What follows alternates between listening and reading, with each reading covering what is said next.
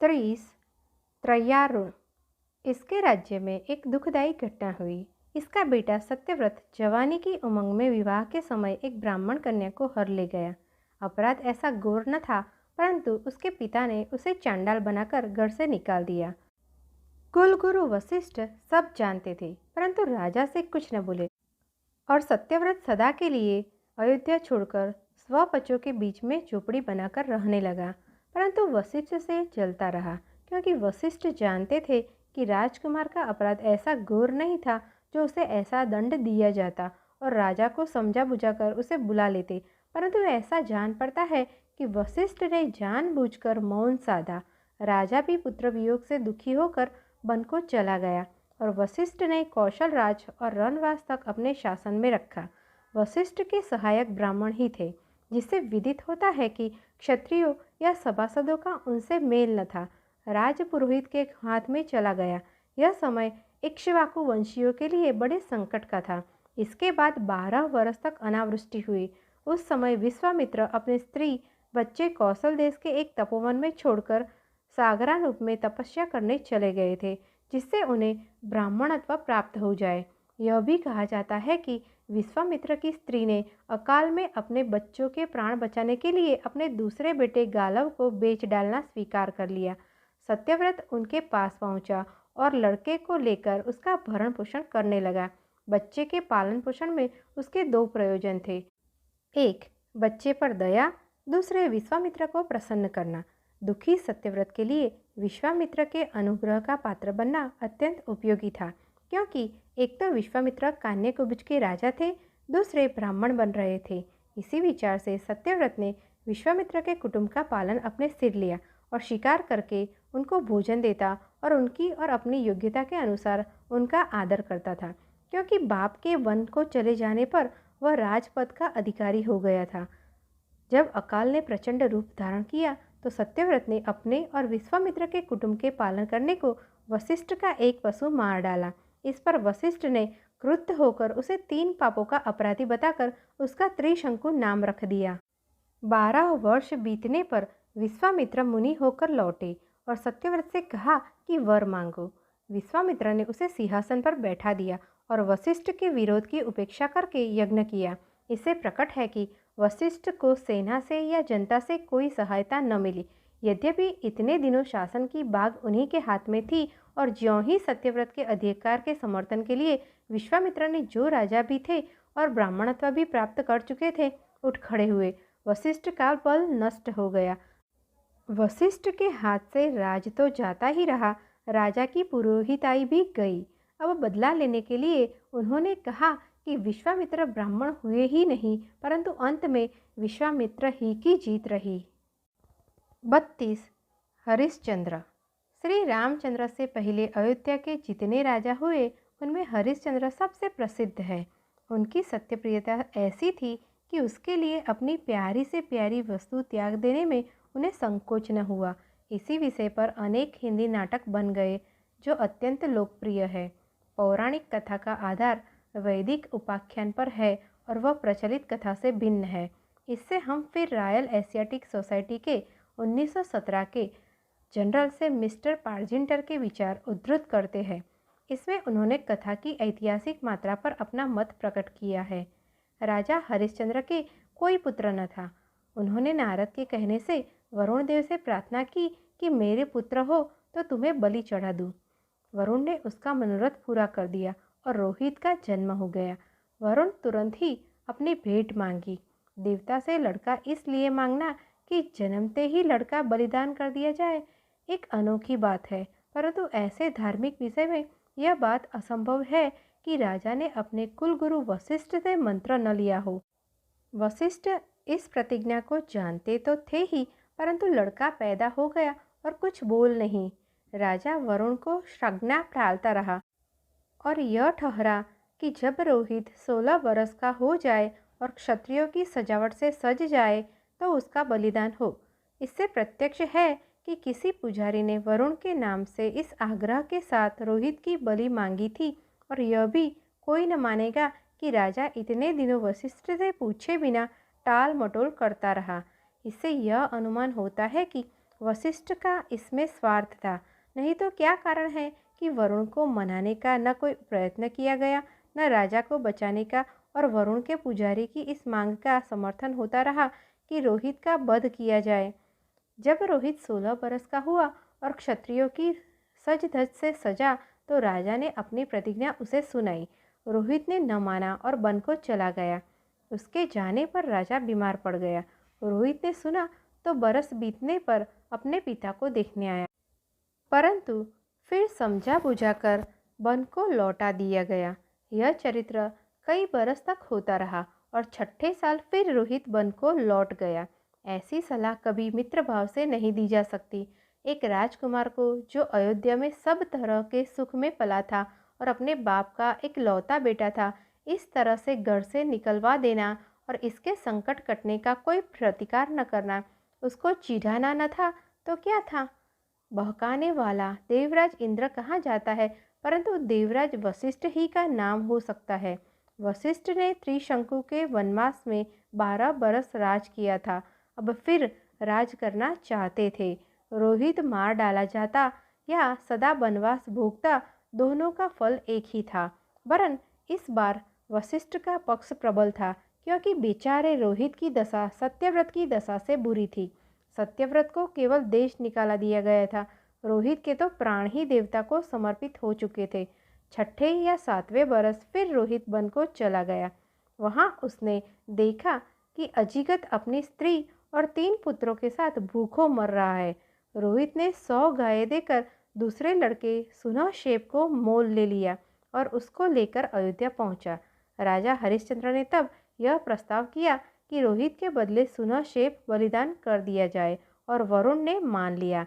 इसमें संदेह नहीं कि रोहित को किसी उपाय से अपने प्राण बचाने की चिंता लगी रही, और उसने इस आपदग्रस्त ब्राह्मण कुल को देखा तो उसे डूबते का सहारा मिल गया। उसे तुरंत यह सूझा कि अपने बदले मरने को एक लड़का मोल ले ले, और उन लोगों ने अपनी विपत्ति के मारे उसकी बात मान भी ली। इससे उस कुटुंब का एक मनुष्य मरता था, नहीं तो सब भूखों मर जाते। अब रोहित को अपने पिता के पास रहने में कोई बाधा न थी। यद्यपि इंद्र के बहकाने का कारण जैसा पहले था, उसमें कुछ कमी न हुई थी। वरुण देव ने रोहित के बदले सुनहशेप की बलि स्वीकार कर ली, क्योंकि ब्राह्मण की बलि क्षत्रिय की बलि से श्रेष्ठ ही थी। अब उस वशिष्ठ का बलिदान से कोई प्रयोजन न रह गया। सुनहशेप के आ जाने से बात ही और हो गई। नर बलि से अब कोई प्रयोजन सिद्ध न होता था, परंतु इस बात को कहता कौन? कहने से भांडा फूट जाता। अब यही हो सकता था कि यज्ञ प्रारंभ कर दिया जाए, सब रीतियाँ की जोय, और किसी उपाय से जना दिया जाए कि वरुण देव बिना बलिदान ही संतुष्ट हो गए और सुनहशेप छोड़ दिया जाए। चाल तो चली नहीं। इसे वशिष्ठ ने यही उचित समझा कि यज्ञ में कोई काम न करे। यह भी उचित था कि राजा भी प्रसन्न कर लिया जाए। प्रतिकूल इतने दिनों तक यह चरित्र होता रहा। सुनहशेप ने पुष्कर जाकर अपने मामा विश्वामित्र से अपने बचाने को कहा, और विश्वामित्र उसके साथ अयोध्या चले गए, क्योंकि विश्वामित्र को लोगों ने ब्राह्मण स्वीकार कर लिया था। जब यज्ञ होने लगा तो बलि के लिए सुनहशेप को किसी ने यूप में बांधना भी स्वीकार न किया। इससे प्रकट है कि यह बलि किसी को अपेक्षित न थी। यहाँ तक कि वह लोग भी न चाहते थे जो रोहित के प्राणों के गाहक थे। विश्वामित्र ने कहा कि सूर मुनि इसकी रक्षा करे। सुनहशेप का बलिदान आदि ही से नाम मात्र को था, वह छोड़ दिया गया और विश्वामित्र ने उसे अपना पुत्र मान लिया। विश्वामित्र। रामायण में लिखा है कि विश्वामित्र पुष्कर ही में मेनका के साथ 12 बरस रहे थे। 33। रोहित। कहा जाता है कि इसने रोहित नगर बसाया था। यह नगर बिहार प्रांत में है। इसका किला बहुत प्रसिद्ध है। यदुवंशी क्षत्रिय हैहय वंशियों की राजधानी महिष्मति थी। इस कुल का सबसे प्रसिद्ध राजा कार्तवीर्य अर्जुन हुआ था, जिसे परशुराम ने मारा था। 39। वाहु। यह हैहयों और तालजंगों से पराजित होकर स्त्री समेत औरव भार्गव के तपोवन को चला गया और वहीं मर गया। उसकी रानी के उसी वनवास में सगर नाम पुत्र हुआ, जिसको औरव ने शिक्षा दी। 40। सगर। यह बड़ा प्रतापी राजा था। उसने पहले तो हैहयों और तालजंगों को मार भगाया, फिर शकों, यवनों, पारदों और पहनवों को परास्त किया। यह लोग वशिष्ठ की शरण आए। वशिष्ठ ने इनको जीवन मृतप्राय कर दिया और सगर से कहा कि इनका पीछा करना निष्फल है। राजा सगर ने कुल गुरु की आज्ञा से इनके भिन्न वेश कर दिए। यवनों के मुंडित शीर्षकों को श्रद्ध मुंडित, पारदों को प्रलंबमान केशयुक्त और पहनवों को श्मश्रुधारी बना दिया। यह लोग मलेच्छ हो गए। सगर के एक रानी विदर्भ गज कुमारी केशिनी और एक कश्यप की बेटी सुमति थी। सगर ने विदर्भ पर भी आक्रमण किया, परंतु विदर्भ राज ने अपनी बेटी केशिनी उसे देकर संधि कर ली। केशिनी के एक बेटा असमंजस हुआ और सुमति के 60,000 पुत्र हुए। असमंजस का लड़का अंशुमान था। सगर ने अश्वमेध यज्ञ के लिए घोड़ा छोड़ दिया। इंद्र ने उसे चुराकर वहां बांध दिया जहां कपिल मुनि तपस्या करते थे। सगर के बेटे घोड़े के रक्षक थे। पृथ्वी खोदते वही पहुंचे और घोड़ा कपिल के पास देखकर बोले, यही चोर है, इसे मारो। इस पर कपिल ने आंख उठाकर ज्यों ही उनकी ओर देखा, त्यों ही सगर के सब लड़के भस्म हो गए। सगर ने यह समाचार सुनकर अपने पोते अंशुमान को घोड़ा छुड़ाने के लिए भेजा। अंशुमान उसी राह से चलकर जो उसके चचाओं ने बनाई थी, कपिल के पास गया। उसके सत्व से प्रसन्न होकर कपिल मुनि ने कहा कि लो यह घोड़ा और अपने पितामह को दो और यह बार दिया कि तुम्हारा पोता स्वर्ग से गंगा लाएगा। उस गंगा जल के तुम्हारे चचा की हड्डियों में लगते ही सब तर जाएंगे। घोड़ा पाकर सगर ने अपना यज्ञ पूरा किया और जो गड्ढा उसके बेटों ने खोदा था उसका नाम सागर रख दिया। हम इससे यह अनुमान करते हैं कि सगर के बेटे सबसे पहले बंगाल की खाड़ी तक पहुँचे थे और समुद्र को देखा था। कपिल की तपस्या की जगह बंगाल की खाड़ी में उसी स्थान पर है जहाँ गंगा समुद्र में गिरती है। 44। भगीरथ। यह राजा गंगा जी को पृथ्वी पर लाया था। इसी से गंगा जी को भगीरथी कहते हैं। क्या गंगा पहले नहर ही के रूप में थी? 47। अम्बरीश। इनकी कथा श्रीमद् भागवत में दी हुई है और उसी के आधार पर नाभाजी ने भक्तमाल में लिखी है। हम उसे ज्यों का त्यों श्री संत शिरोमणि श्री सीताराम शरण भगवान प्रसाद उपनाम रूप कलाजी के तिलक से उद्धृत करते हैं। राजा अम्बरीश भगवान के बड़े भक्त थे। एक समय द्वादशी के दिन महाराज के यहाँ दुर्वासा जी आए। महाराज ने नमस्कार विनय के अनंतर भोजन के लिए प्रार्थना की। ऋषि जी ने कहा कि स्नान कर आवे तो भोजन करे। इतना कहकर स्नान को गए, परंतु उस दिन द्वादशी 2 ही दंड थी। राजा ने विचार किया कि त्रयोदशी में पारणा न करने से शास्त्र आज्ञा उल्लंघित होगी। तब ब्राह्मणों ने कहा कि किंचित मात्र जल पी लीजिए। राजा ने ऐसा ही किया। दुर्वासा जी आए और अनुमान से जाना कि इन्होंने जल पिया है। फिर तो अत्यंत क्रोध करके अपनी जटा को भूमि में पटक के महाविकराल कालकृत्या उत्पन्न करके उससे कहा कि इस राजा को भस्म कर दे। इतने पर भी श्री अम्बरीश जी हाथ जोड़ दुर्वासा की प्रसन्नता की अभिलाषा में खड़े ही रहे। श्री सुदर्शन चक्र जी जो श्री प्रभु की आज्ञा अनुसार राजा की रक्षार्थ सदा समीप ही रहा करते थे, दुर्वासा के दुखदायी क्रोध से दुखित होके उस काल अग्नि कृत्या को अपने तेज से जला के राख कर दिया और ब्राह्मण की ओर भी चले। यह देख दुर्वासा जी भागे और चक्र तेज से अत्यंत विकल हुए। महाभारत में लिखा है कि राजा अम्बरीश अमित पराक्रमा था।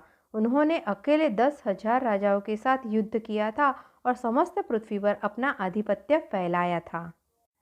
लिंग पुराण में लिखा है कि महाराजा अम्बरीश अत्यंत विष्णु भक्त थे।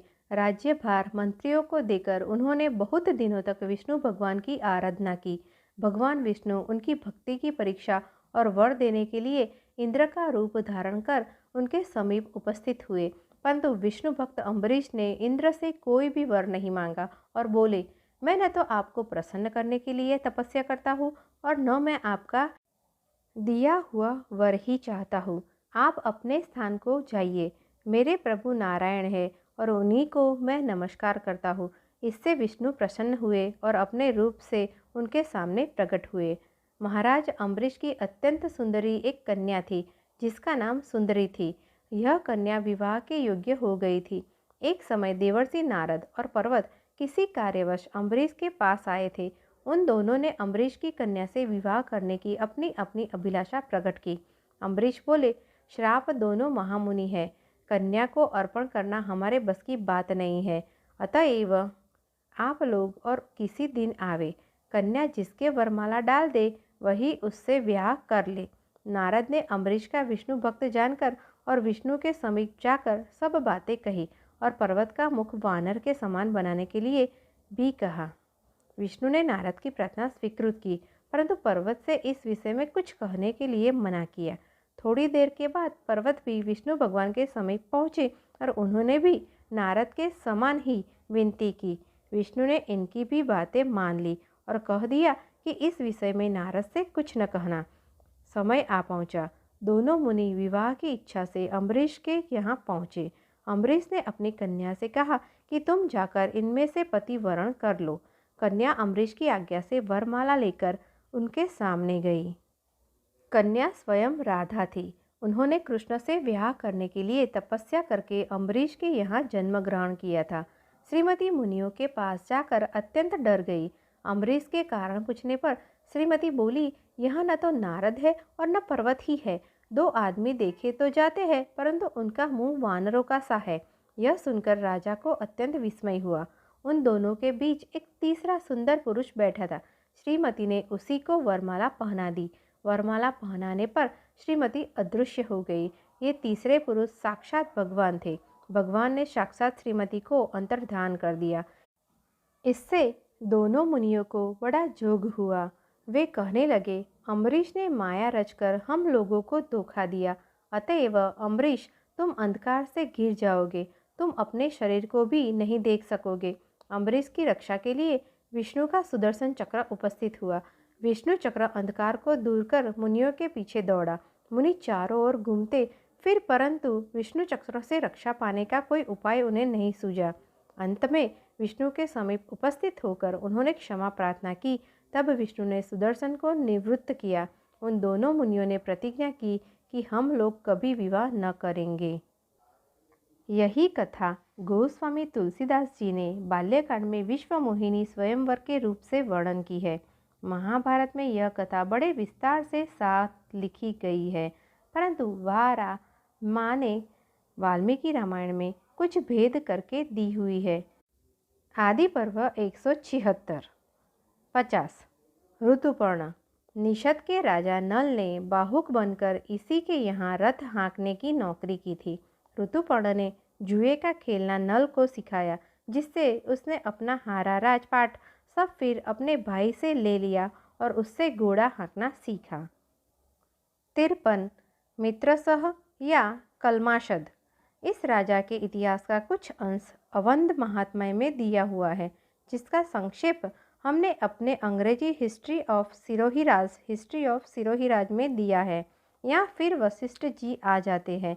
कल्माशद एक दिन शिकार खेल रहा था जब उसे वशिष्ठ के बेटे शक्रुत से भेंट हुई। राजा ने शत्रुघ्न से कहा कि तुम हमारे आगे से हट जाओ। शक्त ने क्रुद्ध होकर राजा को शाप दिया कि तू राक्षस हो जा। राक्षस होते ही कल्माशद शख्स को और उसके भाई को खा गया। विष्णु पुराण की कथा इसके कुछ भिन्न है।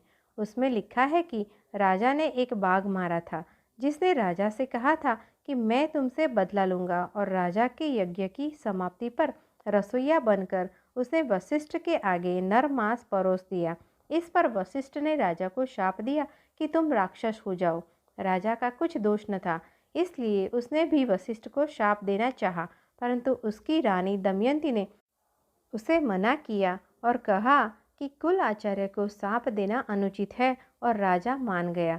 पीछे राजा ने ऋतुकाल में दयिता संगत एक ब्राह्मण को देखा और उसको पकड़ लिया। ब्राह्मणी ने विनती करके उसको छुड़ाना चाहा, परंतु राजा ने उसे मार डाला। 54 अश्मक, इसने यौधन्य नामक नगर बसाया था।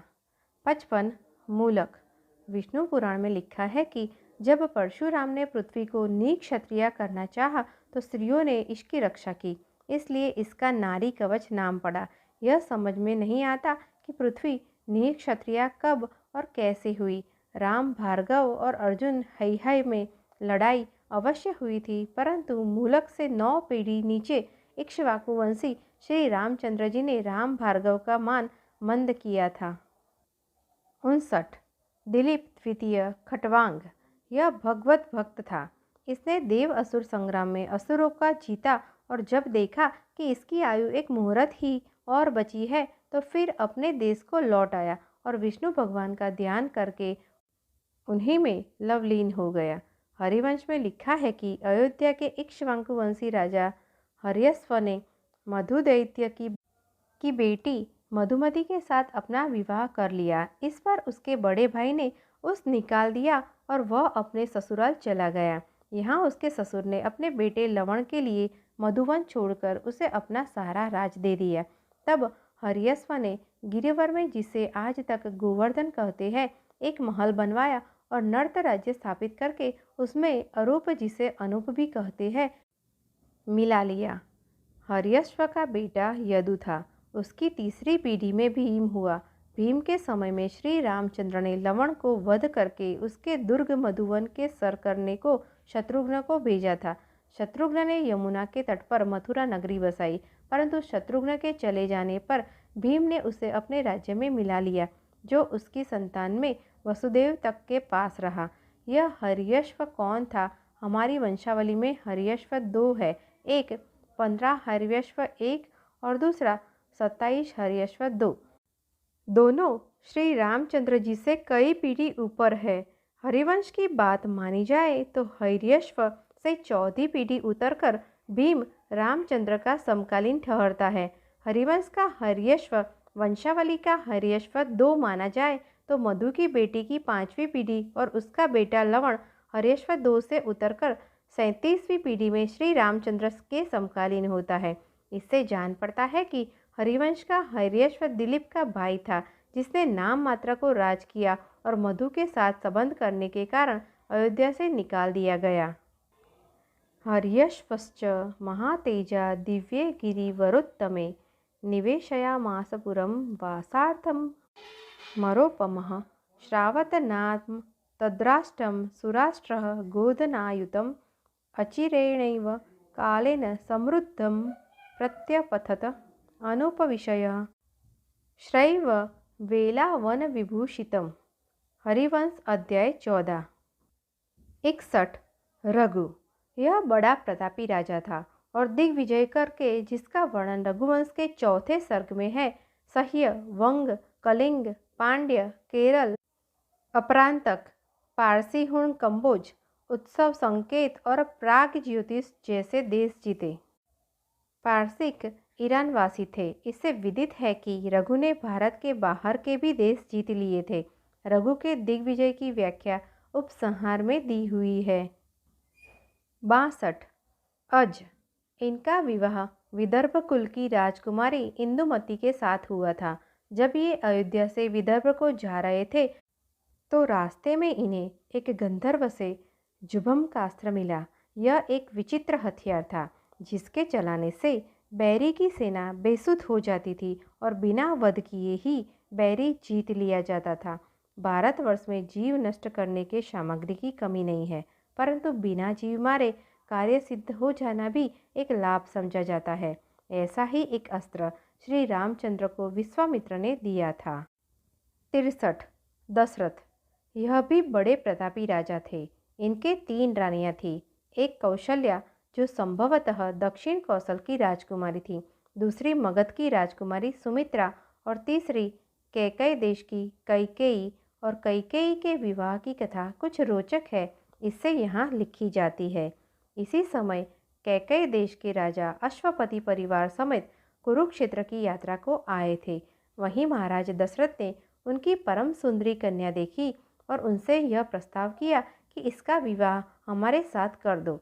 कन्या का नाम पुस्तकों में दिया हुआ नहीं है, परंतु कैकेयी राजवंश की होने से वह संसार में कैकेयी नाम से प्रसिद्ध हुई। यद्यपि उस राजवंश की और राजकुमारियां भी सूर्यवंशी राजाओं को ब्याही जा चुकी थी।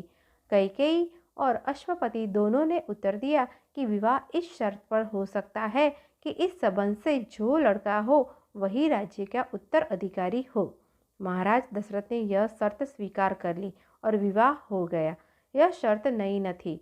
महाभारत में लिखा है कि जब राजा शांतनु ने सत्यवती के साथ विवाह करना चाहा तो सत्यवती और उसके पिता दासराज ने भी ऐसी ही शर्त की थी और उसी के आग्रह से शांतनु के बेटे देवव्रत ने, जो पीछे से भी भीष्म कहलाए, राज्य का दावा छोड़ दिया और अपना विवाह तक न किया, जिससे कोई और दावादार न खड़ा हो जाए। यद्यपि महाकवि कालिदास ने नहीं लिखा, परंतु महाभारत में ऐसी ही शर्त शकुंतला ने भी दुष्यंत के साथ की थी। पीछे देव असुर संग्राम में और राजाओं के साथ महाराज दशरथ इंद्र की सहायता को गए थे और कैकेयी को भी अपने साथ लेते गए थे। यह लड़ाई दंडक वन में शंबरा असुर के वैजयंतम नगर में हुई थी। शंबरा असुर बड़ा मायावी था। ऐसा भारी संग्राम हुआ कि राक्षसों ने सोते हुए पुरुषों को भी घायल कर दिया और घायलों को मार डाला। महाराज दशरथ भी असुरों के अंखों से घायल होकर मूर्छित हो गए थे। उस समय कैकेयी को उनकी समर भूमि से हटा ले गई और उनकी संवाद शुश्रूषा की। एक दूसरी लड़ाई में महाराज दशरथ फिर घायल हो गए थे और सिद्ध से व्याकुल थे। वहाँ भी कैकेयी ने उनके प्राण बचाए थे। इन दोनों कार्यों से संतुष्ट होकर राजा ने कैकेयी को 2 वर दिए थे। कैकेयी ने उत्तर दिया कि दोनों वर हमारे श्राप थाती की भांति रखिए, जब प्रयोजन होगा मांग लूंगी। कौशल्या से श्री रामचंद्र जी का जन्म हुआ। सुमित्रा के 2 बेटे लक्ष्मण और शत्रुघ्न थे और कैकेयी के एक लड़का भरत हुआ। जब लड़के सयाने हुए और महाराज दशरथ ने सर्वसम्मति से ज्येष्ठ पुत्र श्री रामचंद्र को युवराज बनाना चाहा, तो रानी कैकेयी ने दोनों वरों के आधार पर अपने बेटे भरत के लिए राज तो मांगा ही, श्री रामचंद्र को 14 वर्ष का वनवास दिला दिया। उस समय भरत अपने नानीहाल में थे। श्री रामचंद्र जी का विवाह मिथिला के राजा जनक की वंशी शेरध्वज की बेटी श्री सीता जी के साथ हुआ था। उनके भाई लक्ष्मण ने भी कहा कि हम साथ चलेंगे। सबको समझा बुझाकर श्री रामचंद्र जी सीता जी और लक्ष्मण के साथ वन को चले गए। राजा दशरथ पुत्र शोक में मर गए और भरत ने नानीहाल से आकर राज्य करना स्वीकार न किया और श्री रामचंद्र को फिर अयोध्या लौट लाने को चित्रकूट को गए, जहाँ श्री रामचंद्र जी उन दिनों रहते थे। श्री रामचंद्र जी ने न माना। तब भरत नगर के बाहर कुटी बनाकर रहे और वहीं से राजकाज देखा। 64 श्री रामचंद्र मर्यादा पुरुषोत्तम भगवान के सबसे बड़े अवतार, आदर्श राजा माने जाते हैं। इनकी कथा ऐसी प्रसिद्ध है कि उसके यहाँ लिम्बन का कुछ प्रयोजन नहीं। लड़कपन ही में इन्होंने राजा गाधी के पुत्र विश्वामित्र के यज्ञ की रक्षा की थी। इनका विवाह मिथिलापति राजा जनक की बेटी श्री सीता जी के साथ हुआ था। पीछे पिता का वचन प्रमाण करने का वन को चले गए। वहाँ सीता हर ले जाने के कारण दक्षिण की असभ्य जातियों से मेल करके लंका के राजा रावण को मारकर उसका राज उसके भाई को दे दिया और सीता समेत फिर अयोध्या लौटकर ऐसा अच्छा राज किया जिससे आजकल भी जिस राज में सब तरह का सुख हो उस राम राज कहते हैं। कुछ विजय से और कुछ मामा से पाकर श्री रामचंद्र सारे भारत के सम्राट थे और स्वर्ग जाने से पहले उन्होंने अपना राज अपने 2 बेटों और 6 भतीजों में इस तरह बांट दिया था। बेटे, पहला कुश, विंध्याचल के तट में दक्षिण कौशल, जिसकी राजधानी कुशावती थी। यह राज इन्हें संभवतः नानीहाल से मिला था, क्योंकि कौशल्या यहीं की राजकुमारी थी। कोई कोई द्वारका को, कुछ पंजाब में कसुर को भी कुशावती मानते हैं। दूसरे लव, उत्तर कौशल में शरावती, पंजाब के लाहौर को भी लव का बसाया हुआ मानते हैं। भतीजे, लक्ष्मण के बेटे 3 अंगद को हिमालय की तलेटी में अंगद राज। चौथा चंद्रकेतु को चंद्रचक्र हिमालय की तरेटी में। 5वां भरत के बेटे तक्ष को तक्षशिला जो संभवतः कैकई देश में था, जो नाना से मिला था, तक्षशिला के खंडहर रावलपिंडी जिले में है। 6ठा पुष्कर को पुष्करावती, यह भी गांधार देश कैकई देश में था। 7वां शत्रुघ्न के पुत्र सूरसेन बहुश्रुति को मथुरा। 8वां सुवाहु को विदिशा आजकल का मिल्सा। अयोध्या उजाड़ दी गई थी, कदाचित भाइयों में तकरार के डर से। 65 कुश, परंतु भाइयों ने सहमत होकर कुश को सम्राट माना और उन्होंने अयोध्या को फिर से बसाया। 82 हिरण्यनाभ, यह योग दर्शन के आचार्य महायोगीश्वर जैमिनी का शिष्य था और इसी से याज्ञवल्क ने योग सीखा। यही हिरण्यनाभ सामदेव का भी प्रआचार्य था। विष्णु पुराण अंश 4 अध्याय 4। यहाँ उसको कौशल्य लिखा है, जिससे स्पष्ट है कि वह कौशल्या का राजा था। 94 बृहदल, इसको महाभारत में अर्जुन के पुत्र अभिमन्यु ने मार डाला। महाभारत की लड़ाई में कौशल राज के कुछ लोग पांडवों की ओर से, बड़े कुछ कौरवों की ओर से। इससे यह अनुमान किया जाता है कि उस समय कौशल राज के 2 खंड हो गए थे, एक पूर्वी दूसरा पश्चिमी। पूर्वी कौशल के राजा जरासंध के डर से भागकर दक्षिण को चले गए और पश्चिमी कौशल का राजा बृहद्वल था। महाभारत के पीछे कौशला के राजाओं की नामावली में 4 नाम देखकर कुछ आश्चर्य होता है। 23वां शाक्य, यही बुद्धदेव के कुल का भी नाम। 24वां शुद्धोदन, बुद्धदेव के पिता का भी नाम। 25वां सिद्धार्थ, बुद्धदेव ही का नाम बुद्ध होने से पहले। 26वां राहुल, बुद्धदेव के बेटे का नाम। इसमें संदेह नहीं कि कपिलवस्तु कौशल देश के अंतर्गत था, परंतु इस बात का कोई प्रमाण नहीं मिलता कि श्रावस्ती में, जहाँ इस समय राजधानी अयोध्या से उठकर चली गई थी, कभी कपिलवस्तु के राजाओं ने राज किया। महावीर तीर्थंकर के पिता इक्ष्वाकु वंशी सिद्धार्थ थे, परंतु वे विशाला के रहने वाले थे। ऐसा अनुमान किया भी जाए तो उसका खंडन यों हो जाता है कि प्रसन्नजित, जिसने तक्षशिला के विद्यालय में शिक्षा पाई थी, बुद्धदेव के पास गया था और उनसे कहा था कि लिच्छवी राजा और मगध के बिंबिसार दोनों मेरे मित्र हैं। प्रसन्नजित का विस्तार सहित वर्णन अध्याय 9 में दिया हुआ है। उसका बेटा शूद्रक संवत 28 बौद्ध ग्रंथों में विरुतक कहलाता है, कदाचित इसीलिए कि बौद्ध से विरोध रखता था। यह शाक्यों के वध के लिए इतिहास में प्रसिद्ध है।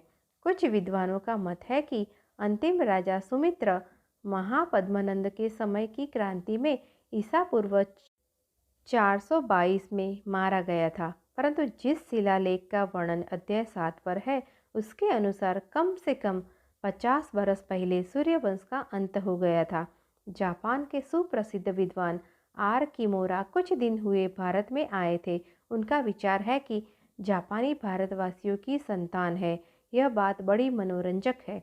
जापानी मिकाडो को अम्मा की संतान मानते हैं, क्योंकि पहले मिकाडो की उत्पत्ति अम्मा में मानी जाती है और अम्मा ईश्वर का अवतार था। क्या इस अनुमान से विशेष आपत्ति हो सकती है कि अम्मा राम ही का अपभ्रंश है? जापानी मिकाडो को सूर्यवंशी मानते हैं। इससे इस विचार की और भी पुष्टि हुई जाती है कि मिकाडो की उत्पत्ति उसी सूर्यवंश से हुई जिसमें श्री रामचंद्र ने अवतार लिया था। यह कहना कठिन है कि यहाँ से लोग जापान कब गए। गोवा के प्रोफेसर पांडुरंग पिसुलेंकर ने सिद्ध कर दिया है कि अयोध्या के क्षत्रिय तिब्बत और सियाम देश गए और वहाँ राजधानियाँ स्थापित की। उनके श्राविष्कार एक फ्रांसीसी पत्र में छपे हैं। इस पत्र में यहाँ तक लिखा है कि भारतवासियों ने अमेरिका को भी आबाद किया था। Hindustan review volume 25 page 61। स्थाम देश में राजधानियों का नाम अयोध्यापुर था।